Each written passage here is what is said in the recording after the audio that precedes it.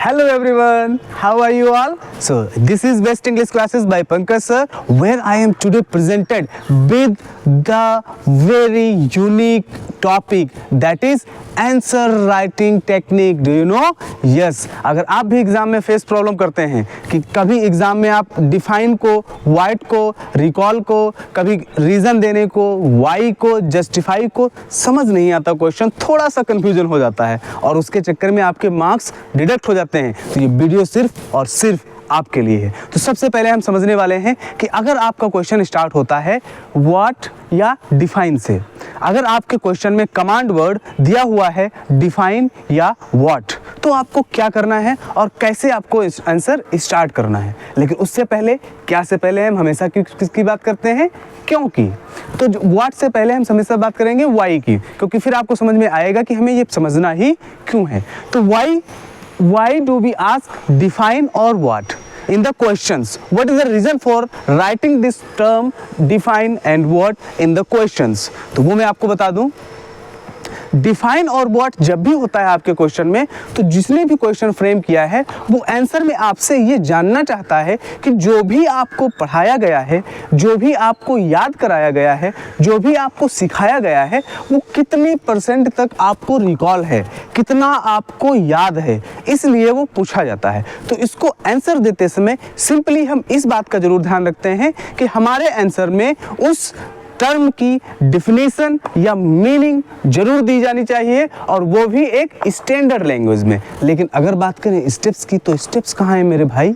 Steps ही नहीं हैं. चलिए कोई बात नहीं, आई एम देयर ना, Pankaj Awasthi is there with you always. तो हम आपको बताने वाले हैं स्टेप्स, कैसे आपको स्टेप बाय स्टेप फॉलो करना है. Step number 1, term. टर्म मतलब क्या? Answer will start with that particular term that has been asked in the question. आपका आंसर जो स्टार्ट होगा वो उस टर्म के साथ स्टार्ट होगा जिस टर्म को अभी मैंने बताया डिफाइन और व्हाट. अगर ये आपको कमांड वर्ड्स मिल जाते हैं तो आपको उस आंसर को उस टर्म से करना है जो टर्म आपको दिया जाएगा. अभी मैं आपको एग्जांपल भी दूंगा कि वो टर्म आपको क्लियर हो जाएगा. नेक्स्ट वन है स्टेप 2 में आपको क्या करना होता है? Right a clear and exact definition or meaning. Write a clear and exact definition or meaning. तो अगर हम बात करें स्टेप्स की तो आपको समझ में आया. अगर हम बात करें why तो वो भी समझ में आया आपको. हम बात करें what की तो वो भी समझ में आपको आया कि हमें क्यों जानना है और क्या जानना है. अब हम बात कर लेते हैं एक एग्जाम्पल की, क्योंकि जब तक हमारी लाइफ में एग्जाम्पल ना मिले ना तब तक क्लियरिटी थोड़ी सी नहीं आती है यार, है ना. तो चलो थोड़ी सी क्लियरिटी दे देते हैं. तो हमने जैसे बात की डिफाइन या व्हाट की, तो हमने कहा define what is its atmosphere. No my dear, गलत हो गए आप. नहीं सोचा ना आपने? डिफाइन और व्हाट एक साथ नहीं दिए होंगे, अलग अलग दिए होंगे. जैसे डिफाइन वाटर साइकिल, तो आपको स्टार्ट कैसे करना है? आपको स्टार्ट करना है डिफाइन वाटर साइकिल में. Define is the command word and water cycle is the term. तो जब आपका आंसर स्टार्ट होगा तो वो स्टार्ट होगा वाटर साइकिल से. वाटर साइकिल इज द ब्ला ब्ला ब्ला, जो भी आपको डिफिनेशन लिखनी है या मीनिंग उसकी लिखनी है. अगर हम बात करें व्हाट की, तो हमने पूछा what is your name. What is your name, हमने ये बात की सिंपल क्वेश्चंस की.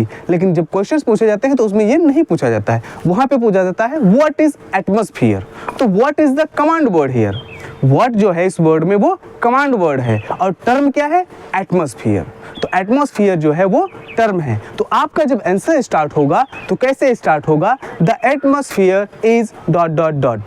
जो भी आपको उसमें उसकी मीनिंग या क्लियर लिखनी है. आप ऐसे भी लिख सकते हो the atmosphere is the blanket of air, या जो भी आपको पढ़ाया गया है, याद कराया गया है या लर्न कराया गया है. आई होप सारी चीज़ें क्लियर होंगी. एक छोटा सा रिकॉल कर लेते हैं. अगर आपका क्वेश्चन स्टार्ट होता है डिफाइन या वर्ड से, तो आपको क्या करना है? बिल्कुल नहीं घबराना है मेरे दोस्तों, मैं आपके साथ हूँ. बिल्कुल नहीं घबराना है. करना क्या है? सबसे पहले तो समझना है कि उसमें कमांड वर्ड क्या है.